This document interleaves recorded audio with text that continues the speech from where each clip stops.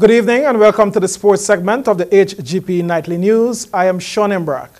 2 weeks before the mega event of the South American Under-20 Track and Field Championship is scheduled to take place at the Lenora Track and Field facility, local athletes are engaged in intense training. We have the details in this story. Gold medalist Claude Reese McCoy will feature in the 1500 meters event for host Guyana. It's coming as normal, but it's not up to date like my preparation for Carifta.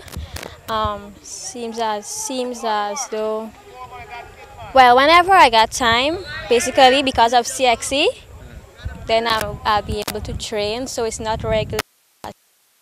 Kenesha Phillips is raring to put on a show in the 100 and 200 meter races. I think it would be great because it's my hometown and I will be representing, and it will be good, no pressure. Coach Moses is in charge of the Guyana Hurdles Athletes, an event that Guyana will participate in for the first time. Basically, I can say, because we have now, this is our first time, the butterfly will be there, we'll be a bit nervous, but I'm, trusting God we can go there in front of the Guyana public and do our best, so. But what we're looking at is, during practice session, our timings. If we can bring it down from, like tonight, one of them run, Fraser run for 59, Glenn run a minute something. If we can come down, in the next 2 weeks or so towards the meet, that will be, a progression that the coaches they will be looking at.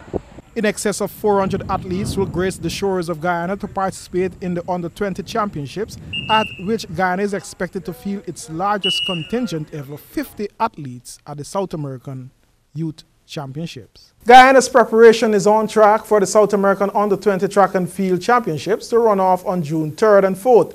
Director of the Guyana Tourism Authority recommends a sports tourism department in government. More from Calvin Chapman. At a press brief today, Tuesday, May 23, it was noted that Guyana will field its largest athlete contingent in any international track and field competition, as the South American Junior Games will see a huge 50-member home team.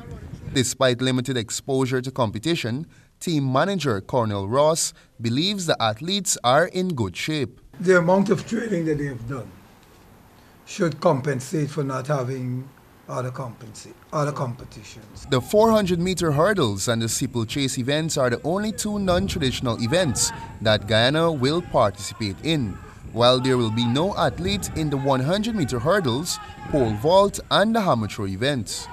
Over 400 athletes alone will travel to Guyana for this two-day event. Director of the Guyana Tourism Authority, GTA, Indranath Haral Singh, pledges support for the event and to promote Guyana as a tourism destination during the event. Help us to focus more on this. And one of the things we would be doing at tourism and working along with sports is to help to position Guyana as an attractive destination for sports meets. And so we are looking at this, and one of the things that as the outcome of that is to establish a recommendation, a sports tourism desk, whether it be at the Ministry of Tourism or at Olympic House or at the Ministry of Sports. Tickets for the South American Junior Track and Field Championships are already available at a low cost of $500, with 3 confirmed locations so far, namely the Track and Field Stadium, Guyana Olympic House, and the AAG office on 125 Light Street. Anna Regina Community Center Ground will be the action venue for Grass Track Motorcycle Speedster, July 1, 2017. We have the details. Essequibo will, for the first time in many years, experience the thrills of motorcycle grass track racing under floodlights. The event will feature riders from 2 of our CARICOM sister countries. At that event also, we are hoping to have Suriname riders as well as a Barbados rider. The competition is brewing between our 3 counties when the local riders converge on July 1. The competition for the local riders is very, very high. Presently, you have Stephen Nobliger, who won 7 races in Anna Regina 2 months ago. But then last 2 weeks in Berbice, it was the Essequibian who dominated. So there's a fierce battle between Berbice and Essequibo. Sorry, Demerara and Essequibo at the moment. The Berbice rider is yet to come on board. Some 20 riders are slated to participate in the July meet under floodlights. The race will rev off at 5 in the afternoon and go into the night. And finally, in our sportscast, basketball, Golden State Warriors complete a clean sweep of the San Antonio Spurs in the Western Conference Finals. Kevin Durant led with a game 35 points. The Golden State Warriors trying to continue their sweep through the NBA playoffs, and tonight, no Kawhi Leonard for the San Antonio Spurs. This is his third straight game with an ankle injury. Manu Ginobili starting for the first time this season. We get you started. Steph Curry working inside early, making the tough layup. Then Steph takes it in for the finger roll. He was 1 of 6 from deep in the first quarter, but Steph, creative, did another thing. He went inside. He had 13 points in quarter number 1, and Golden State up at that point 31-19.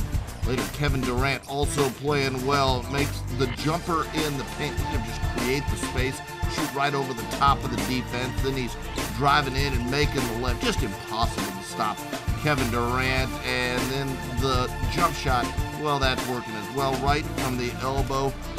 And when DeJounte Murray gets a steal and goes the other way, Kevin Durant shows you the defense as he gets the 1-2 block right here. Kevin Durant, a little double block action, a right and a left there. He had a big 18 points at the half, and Golden State led it by 14 at the break. Won't the same in the second half. Durant, a 3, drops it. Kevin Durant finished the game with 29 points and 12 rebounds. Then Steph Curry using the dribble and makes the 3. Just wonderful moves from Steph Curry. Finished the game 5 of 13 from range. He had 36 points on the game, and Golden State well in control. In the fourth quarter, in what could be his last game, Manu Ginobili going down firing, driving in here for a difficult layup in traffic. Then it's Ginobili driving in for another layup, and then Patty Mills recognizes something's going on, finds Ginobili for a three-pointer, but Golden State still up big at this point. The Warriors closing the door. Draymond Green finds Curry for the three-pointer. That goes down, and it's out of hand at this point. With the game out of hand, Manu Ginobili comes out of the game to a standing ovation from the San Antonio crowd. His final numbers in this game, again in a starting role, 15 points and 7 assists to fans from Argentina. Therefore, Manu making their presence known, and even Steph Curry applauding Manu's effort as he walks off the court in San Antonio. Again, what could be his last game, but in this game, Golden State gets the win 129-115. They're headed to the NBA Finals for a third straight year. Your final score in this one, 129-115. And with that, we've come to the end of the HGP Nightly News Sportscast. I'm Sean Embrock saying, be a good sport. It's over to Javon.